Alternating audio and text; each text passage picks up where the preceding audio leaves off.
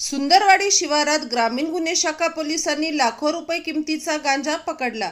2 आरोपींना केली अटक. आज बुधवार 6 ऑगस्ट रोजी पोलीस अधीक्षक कार्यालयातून दुपारी 4 वाजता माहिती देण्यात आली की 5 ऑगस्ट रोजी ग्रामीण गुन्हे शाखा पोलिसांना माहिती मिळाली की आरोपी करण जितेंद्र भालेराव वय 20 वर्ष राहणार लांबकाना छत्रपती संभाजीनगर, दुसरा आरोपी शुभम मधुकर साठे वय 23 वर्ष राहणार चिकलठाणा छत्रपती संभाजीनगर या आरोपींना सुंदरवाडी शिवारात अटक करण्यात आली असून त्यांच्या ताब्यात 10 किलो 900 ग्राम गांजा जप्त करण्यात आला असून 3,32,700 रुपयाचा मुद्देमाल जप्त करण्यात आला आहे. दोन्ही आरोपींना अटक करून चिकलठाणा पोलिसांच्या ताब्यात देण्यात आले आहे.